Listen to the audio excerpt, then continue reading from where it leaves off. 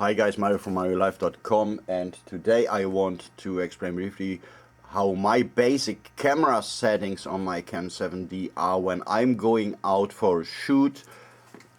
To start, on the left side of the camera, as you can see, I use manual mode. So now and then I'm going to Aperture Priority or Shutter Speed Priority. I come back to this in a minute. And I usually use my display, what's very convenient, to do my settings. So this wheel here will change the shutter speed in manual mode, and this one will, as you can see, change the aperture. When I want to change my ISO, I'm going to press the ISO button, and then I'm going to, I never set them to auto. I at least use a 100, and I also don't use the high ISO. I usually don't go any higher than 6400, and these are very extreme situations when I use it. And what I find very convenient here is, if I want to change my focus points and the focus modes, I hit this button here, and then I don't know if I can show this, however, I can choose my focus point. Then in the viewfinder, the focus points will turn red, and this will indicate that you now can change, also that you can select the focus point, or you can change the focus mode, and you can do both, of course. What I find very convenient is that they designed the button for the focus modes in a way that you always can feel it, that you are on the right button, because of the shape of this thingy here, what is very convenient when you want to change the focus mode. So in most cases I'm going to shoot with a one shot. I can change this with the AF drive. When I shoot animals or moving scenes, I'm going to AI servo, what's in Nikon terms continuous mode. I never use AI focus. I shoot in one shot or in AI servo. When it comes to the metering, I'm usually use this one. So now and then the spot metering, and this one, but I use this because it's in fact, it has another name. So spot metering on a Canon is not the same as spot metering at a Nikon. So in this case I meter on the subject. The subject, the metering will follow. If the documentation of the Canon 7D is correct, it will follow the focus point. And if I shoot birds, for example, or running lions or fighting wolves, I will tend to choose, and you see this here, I select this with this button. I choose the high speed shutter, so it takes, I think, 8 or 9 frames a second.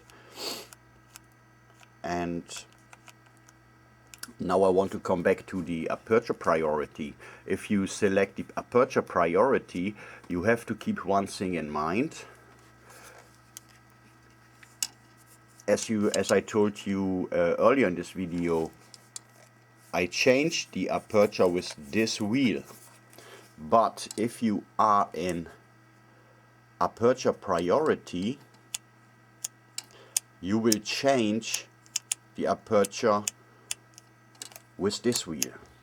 And then you see that the shutter speed is delivered by the camera.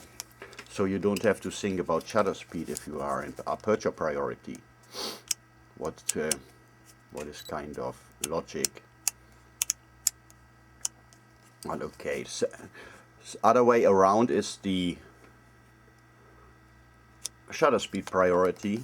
Then you go with this wheel and change your shutter speed, and then you will see that this will change your aperture. In this case it's a blinking because it will it's warning you that you will be underexposed.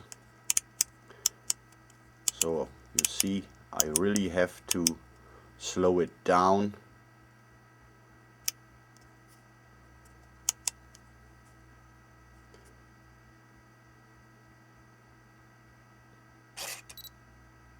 I have the nifty 50 mounted, by the way, because it makes the camera much lighter.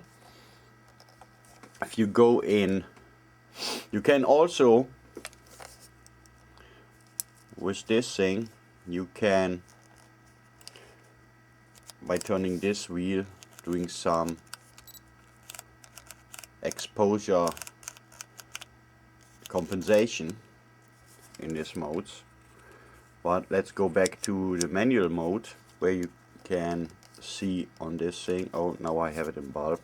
Wasn't the what I wanted to do. If you are in manual mode, you see on this scale if your exposure is spot on. So let's say I'm going to use ISO for 400. Oh, this is very coincidentally that I just have it right in one go. So if I set it to 80 or 50, in this case, you see it lets much light in, and you see that the metering here is showing you if you are underexposed or overexposed. I can choose a lower aperture, let less light in. You see I come more into the right direction. So this is how I use the standard functions.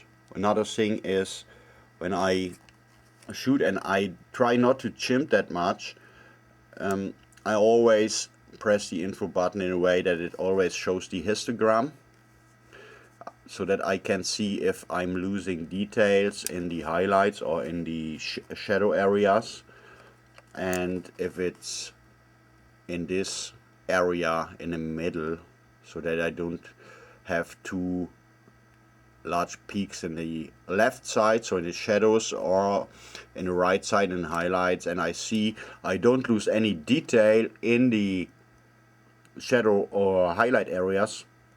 I know I'm good to go. So this is it, and I hope this answered your question. Thanks for watching, happy shooting, and thank you, goodbye.